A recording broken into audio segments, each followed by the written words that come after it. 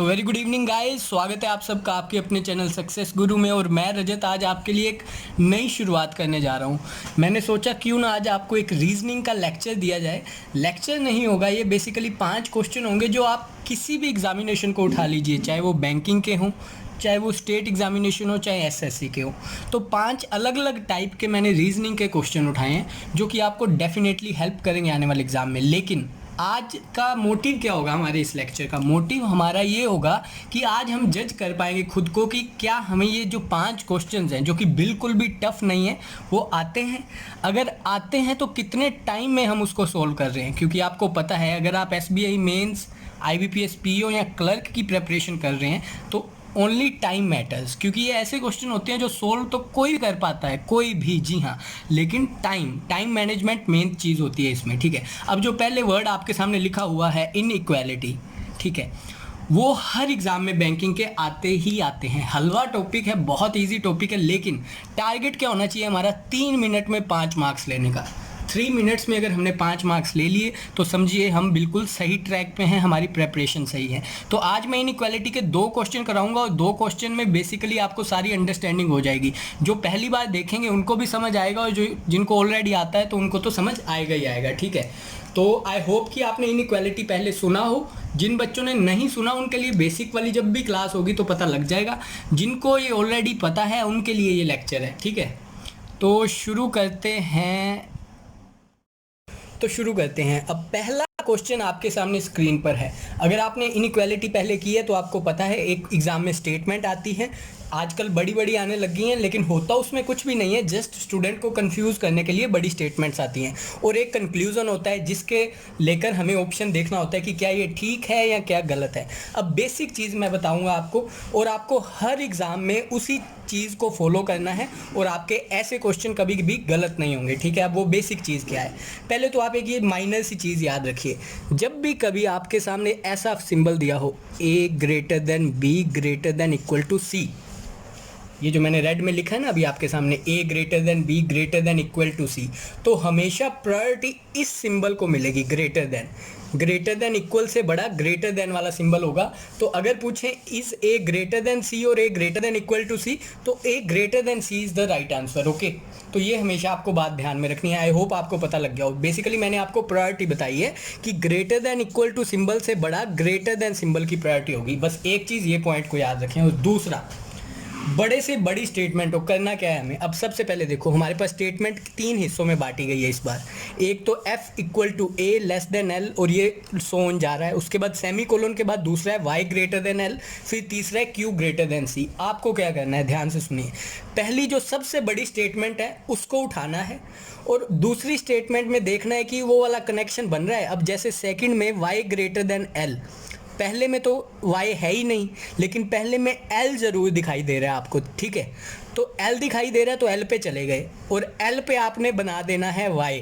अब y बड़ा है l से, तो आप देखिए ऊपर बना दीजिए y, और y बड़ा है तो ग्रेटर देन का सिंबल y की तरफ। समझ गए आप, मैंने y l के ऊपर लिख दिया क्योंकि सेकंड स्टेटमेंट का पार्ट y l कह रहा था, ग्रेटर देन l के ऊपर मैंने y लिख दिया और ग्रेटर देन सिंबल रेड में लिख दिया। समझ गए। और अब चलते हैं तीसरे स्टेटमेंट के तीसरे पार्ट में जो है Q ग्रेटर देन C।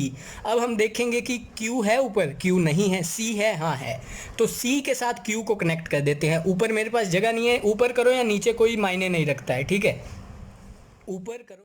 हाँ, तो क्या कह रहा था मैं, Q ग्रेटर देन C। ऊपर वाली स्टेटमेंट में जो बड़ी स्टेटमेंट है वहाँ Q तो मेंशन नहीं है, लेकिन C आपको दिखाई दे रहा है। ठीक है, तो अब C के साथ Q को कनेक्ट कर देते हैं। ऊपर मेरे पास जगह नहीं है तो मैं नीचे कर देता हूँ। ये C के नीचे लिख दिया Q। अब Q बड़ा है ना स्टेटमेंट में, तो ग्रेटर देन का सिंबल Q की साइड लगा दिया। आपको एग्जाम में ना फटाफट, मैं बता रहा हूँ आपको, 10 सेकंड से ज़्यादा नहीं लगेंगे। जितनी भी स्टेटमेंट हो 2 3 4, उसको कंबाइन करके आपको एक स्टेटमेंट बनानी है। Got it. तो एक स्टेटमेंट बनाने के बाद हमें कंक्लूजन पे जाना है। आपके 10 सेकंड से ज़्यादा वो नहीं लेगा। कंक्लूजन पे जाने के बाद क्या है, सिंपल सी चीज़ मैं आपको ऑलरेडी बता चुका हूँ, प्रायोरिटी याद रखनी है। सबसे बड़ा सिंबल कौन सा है, ग्रेटर देन वाला। अब चलते हैं कंक्लूजन पे। पहला कंक्लूजन क्या कह रहा है कि y है ना जो, वो less than equal to n है। क्या कह रहा है, y है जो less than equal to n है। चलो जी, अब हम चलते हैं यहाँ पे n से शुरू करते हैं। O ग्रेटर देन n है, C ग्रेटर देन O है, और L greater than equal to C है। अब सबसे बड़ी बात देखिए, यहाँ तक तो चल रहा था सही, एक ही साइड डायरेक्शन थी। जब फेस, इसको कहते हैं हम सिंबल का फेस। जब भी क्या याद रखना है, जब भी दो सिंबल का फेस एक दूसरे की सेम साइड आ जाए, जैसे इसका फेस बाहर है और इसका भी फेस, ये फेस वाली चीज़ें सेम साइड आ जाए तो वहाँ पे आपको कांटा मार देना है, कंक्लूजन वहीं पे गलत हो जाएगा, ठीक है। जैसे इसमें क्या था, y less than equal to n, अब यहाँ पे y ग्रेटर देन l है, फिर यहाँ पे ओपोजिट हो गया, ये दो फेस एक दूसरे के सेम आ गए। अगर वहाँ से नहीं देखना, n से शुरू करते हैं, n o से छोटा है, o l से c से छोटा है, और c यहाँ पे सिंबल बड़े का आ गया, तो चेंज हो गया ना। जहाँ दो सिंबल का साइन एक दूसरे के सामने आ जाए ओपोजिट, तो उसको कर देना गलत, सेम साइड, मतलब फेस वाला सेम साइड आ जाए, तो वहाँ पे कंक्लूजन गलत हो जाता है। तो पहला कंक्लूजन यहीं से ही गलत हो गया। दूसरे पे चलते हैं, q कह रहे हैं f से बड़ा है, q से शुरू करते हैं, q c से बड़ा है, ठीक है, C L से बड़ा है, ठीक है, L A से बड़ा है, ठीक है, A F से बड़ा है, A F इक्वल है तो L A से बड़ा है, तो मतलब L F से भी बड़ा है, तो ये तो बिल्कुल ठीक हो गया। तो एक स्टेटमेंट बनाने का फ़ायदा हो गया ना हमें, यहाँ से हमने शुरू किया, यहाँ तक गए, सबका फेस सेम नहीं था, मतलब सीधा स्मूथ चल रहा था, तो ग्रेटर देन इक्वल और ग्रेटर में प्रायोरिटी ग्रेटर वाले सिंबल को मिलेगी।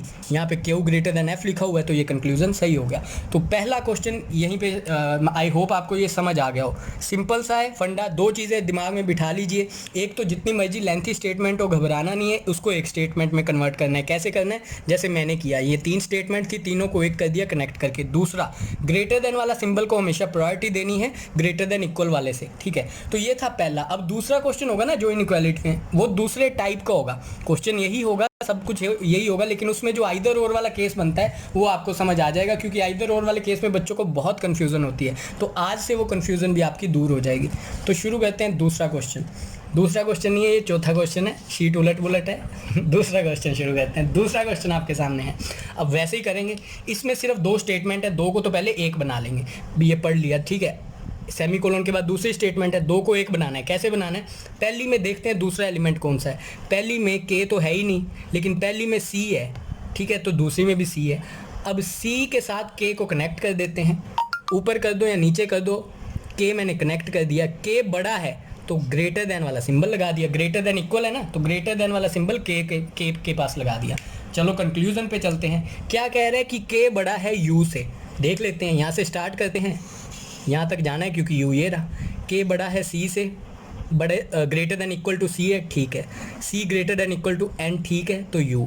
अब यहाँ पे भी ग्रेटर देन इक्वल टू, यहाँ पे भी ग्रेटर देन इक्वल टू, और ये तो इक्वल ही है, तो मतलब k है ना जो, वो greater than equal to u है। ये हमने अपनी स्टेटमेंट से देख लिया, लेकिन कंक्लूजन में क्या कह रहे हैं कि k ग्रेटर देन u है, तो ये तो गलत हो गया, क्योंकि इसमें तो सिंबल ही सिर्फ ये है, तो ये ठीक होगा ना। अगर एक भी ये वाला सिंबल होता तो हम उसको मान लेते, तो ये तो हो गया k greater than equal to, ये हो गया गलत। दूसरे पे चलते हैं। दूसरे पे कह रहा है कि u k के इक्वल है, देख लेते हैं, k greater than equal to c, c greater than equal to n, n equal to u, तो यहाँ पे भी k greater than equal to u है, लेकिन ये कह रहे हैं यहाँ तो k ग्रेटर देन u है, यहाँ u great is equal to k है, तो ये अकेला भी गलत है, ये अकेला भी गलत। लेकिन अगर इन दोनों को हम जोड़ दें, क्योंकि एलिमेंट सेम है, k u, और सिंबल देख लें greater than is equal to, अब दोनों में से एक तो डेफिनेटली सही होगा, क्योंकि हमारा स्टेटमेंट कहता है k greater than equal to u, तो k ग्रेटर देन u नहीं हुआ तो इक्वल टू होगा, इक्वल नहीं हुआ तो ग्रेटर देन होगा, तो इस केस में बनता है आइदर और।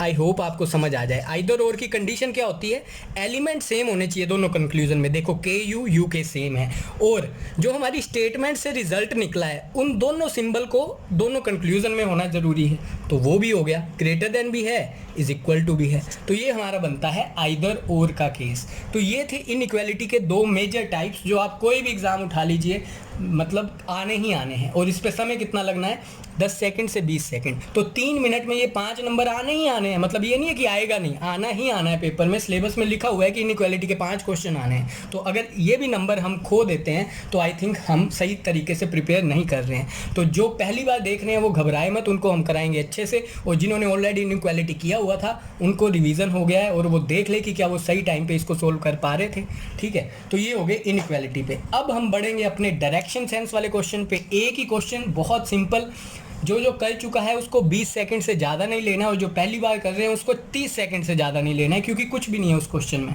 तो क्या क्वेश्चन, आ जाओ पढ़ते हैं। क्वेश्चन क्या कह रहा है? Sumit starts from his house. Sumit नाम का लड़का है, वो अपने घर से शुरू किया उसने जाना कहीं भी, और उसने 2 राइट लिए, टेक्स 2 राइट टर्न, और 1 लेफ्ट टर्न लिया।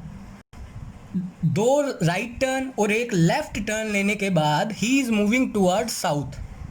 सुमित अपने घर से निकला, उसने 2 दाहिने तरफ मोड़ काटे और 1 लेफ्ट तरफ यानी कि बाइने मोड़ काटा, और जब अब वो बाइने मोड़ काटने के बाद जा रहा है तो वो साउथ दिशा यानी कि दक्षिण की ओर जा रहा है। तो उसने स्टार्ट कौन सी डायरेक्शन से किया था, ये हमारा क्वेश्चन है। अब हम समझते हैं अपने, जिसको आता है वो तो क्विकली कर दे, जिसको नहीं आता है वो मेरा ध्यान से इसको देखे।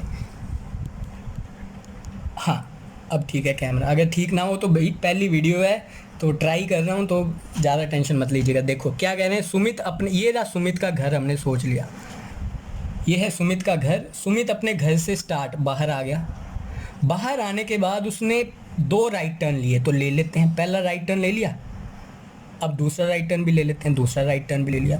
फिर उसने ले लिया 1 लेफ्ट टर्न, तो ये सुमित खड़ा है, उसका बाइना हाथ ये है, दाहिना हाथ ये है, तो बाइने हाथ में ले लेते हैं 1 टर्न, ये ले लिया हमने बाइना हाथ सुमित का। अब सुमित का डायरेक्शन है साउथ, ये जो अब डायरेक्शन है ये साउथ है, क्वेश्चन में ही कह रहा है now he is moving toward south. ठीक है, अब ये अगर साउथ हो गया तो ये तो ऑटोमेटिकली नॉर्थ हो गया।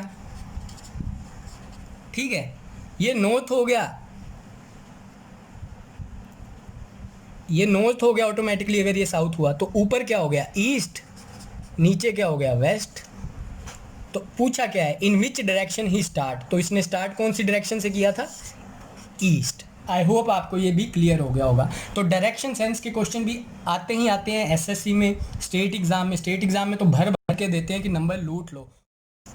तो क्या है इन क्वेश्चंस में, जस्ट आपको रीड आउट ही करना है, वो तो कुछ भी नहीं है। तो ये हो गया हमारा डायरेक्शन का एक क्वेश्चन। आई होप आपको ये भी समझ आया होगा और मज़ा भी आया होगा करने में। मैं साथ साथ कर तो रहा हूँ, लेकिन आपको करना है वीडियो पॉज करके क्विकली खुद करने की ट्राई करनी है, मेरी वेट नहीं करते रहना है। तो बढ़ते हैं हम अपने आज के चौथे क्वेश्चन पे, जो कि सिलोग से होगा। 3 से लेके 5 नंबर का सिलोग्स आता ही आता है। 3 क्वेश्चन हो गए, चौथे पे जा रहा हूँ, उसका 5वां है। वीडियो मत खराब कर मेरी, क्या हूँ करा दिया, कुछ नहीं है। साथ जो वीडियो मेरा कैमरा मैन है तंग कर रहा है मुझे, कोई बात नहीं।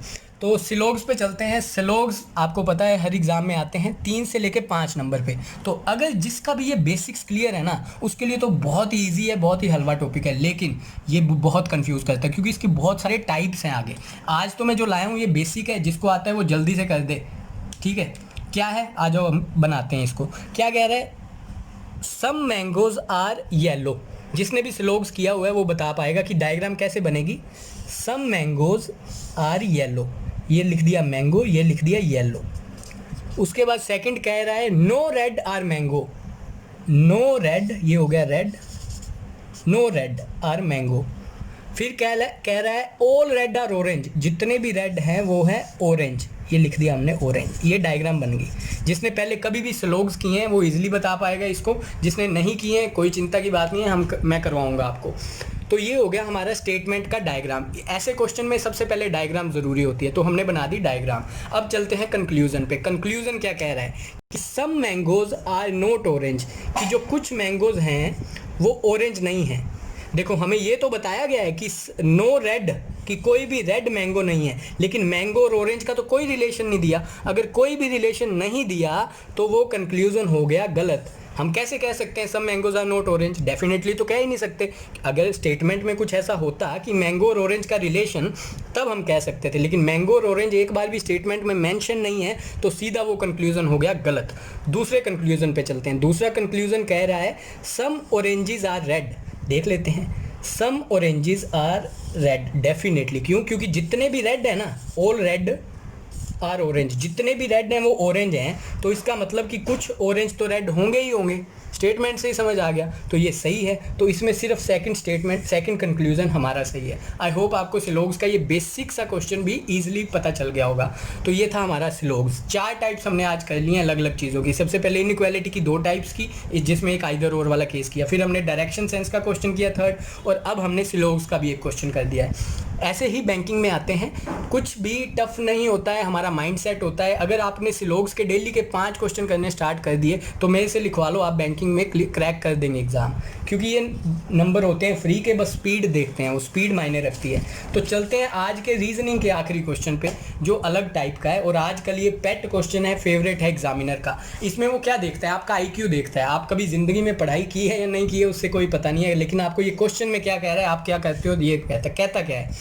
How many such pairs of letter are there in the world orientation. Orientation word को उठा लो, उसमें वो पूछ रहा है कि ओरिएंटेशन वर्ड में ऐसे कितने पेयर हैं जो एग्जैक्टली वैसे ही मेंशन किए गए हैं जैसे अल्फ़ाबेट सीरीज में किए गए हैं। तो आपको क्या करना होता है एग्जाम में, मैं बताता हूँ ध्यान से। इसमें मेजर क्या करना है, मापना क्या है। देखिए, ओ से शुरू हो जाओ, ओ से आप अपना अल्फ़ाबेट काउंट करना शुरू कर दो। ओ के बाद क्या आता है, पी, यहाँ क्या है आर, मतलब कुछ नहीं देखना हमने। ओ के बाद आता है PQRST, ये देखो सीक्वेंस बन गया ना। ओ के बाद पी आता है, यहाँ पी नहीं है, क्यू नहीं है, आर नहीं है, एस नहीं है, टी आता है ओ के बाद 5वें नंबर पे, और 5वें पे टी लिखा हुआ है। तो एक तो पेयर हमारा बन गया ये OPQRST, एक पेयर तो ये बन गया। आगे चलते हैं, UVWXY, नहीं, तो एक पेयर हो गया। अब दूसरे से स्टार्ट करते हैं। आर के बाद क्या आता है, STUVWXYZ, कुछ भी नहीं है, आर भी गया। आई से शुरू करते हैं। आई के बाद क्या आता है, JKLMNOPQ, गलत, छोड़ दो। ई के बाद FGHIJKL, छोड़ दो। एन के बाद OPQRST, छोड़ दो। टी के बाद क्या आता है, TPQRST, UVWXY, छोड़ दो। ए के बाद BCDE, नहीं आया कुछ। टी के बाद STUV, नहीं। आई के बाद JK, नहीं। ओ के बाद PQ, नहीं। अब पेपर में कई बार बच्चे क्विकली, टाइम कम होता है तो क्या करते हैं, एक बार कर लिया और आंसर 1 लिखाते हैं, क्योंकि एक ही मैच किया, PQRST, नहीं, रिवर्स भी जाना है। हार्डली 20 सेकंड लेगा, क्योंकि हमें कुछ लिखना नहीं है, स्क्रीन पे ही देखना है जल्दी से। अब हार्डली 10 सेकंड लेगा। अब एन से रिवर्स चलते हैं। क्या आता है एन के बाद सीक्वेंस में, MNO, अरे नेक्स्ट ही ओ मिल गया, तो एन के बाद ओ मिल गया, ये हो गया हमारा दूसरा पेयर। उसके बाद क्या आता है, एन के बाद OPQRSTUVWX, कुछ भी नहीं मिला। फिर ओ पे आ जाते हैं। ओ के बाद PQRSTUVWX, कुछ भी नहीं मिला। आई के बाद JKLMNOPQ, नहीं मिला। टी के बाद SPQRSTUVWXYZ, कुछ नहीं मिला। ए के बाद BCDEF, नहीं मिला। OPQR, नहीं मिला। ई के बाद FGH, नहीं मिला। आई के बाद जे, कुछ भी नहीं मिला। तो 2 पेयर हमारा राइट आंसर हो गया। अब ये तो मैं आपको करवा रहा हूँ, तो मुझे लगा है इस पर 50 सेकंड या 1 मिनट लगा लो। आपको जब पता चल गया कि क्या करना है, जैसे स्क्रीन में आया क्वेश्चन, इतना बड़ा क्वेश्चन, क्या देखना है, डरना नहीं है, जल्दी से बस काउंट करना है। उसके बाद PQRSTUV, एक पेयर मिल गया, लिख दिया 1 2 2 2 2 पे आंसर पे टिक लगा देना है। ऐसे क्वेश्चन आते हैं आजकल एग्जामिनेशन में। जो भी पिछले 1-2 साल में दे रहा है बैंकिंग के क्वेश्चन एग्जाम्स, उसको पता है ये क्वेश्चन 2 नंबर लेके आता है हमारे। तो ऐसा सिंपल सा भी अगर हम प्रिपेयर कर रहे हैं और ये चीज़ों पे गलत कर रहे हैं तो हमारे लिए बहुत हार्मफुल रहेगा। तो अच्छे से प्रिपेयर कीजिए। ये मेरा ट्राई कैसा लगा रीजनिंग का बताइए, और अच्छे क्वेश्चन लाऊंगा अगर आपको ये मेरा सेशन अच्छा लगा। और जिनको स्टार्टिंग से करना है उनके लिए हम स्टार्टिंग से बेसिक से कोर्स शुरू करेंगे, बिल्कुल फ्री ऑफ कॉस्ट। तो आज हमने क्या किया, सबसे पहले इनइक्वालिटी के 2 डिफरेंट टाइप्स, उसके बाद हमने सिलोग्स किया, उसके बाद हमने डायरेक्शन किया, और उसके बाद हमने किया ये वाला अल्फ़ाबेट लेटर्स वाला क्वेश्चन। तो ये 5 डिफरेंट क्वेश्चन और एग्जामिनर के फेवरेट हैं, हर एग्ज़ाम में पाए जाते हैं। तो थैंक यू, नई चीज़ें लाते रहेंगे। आज के लिए इतना ही, धन्यवाद।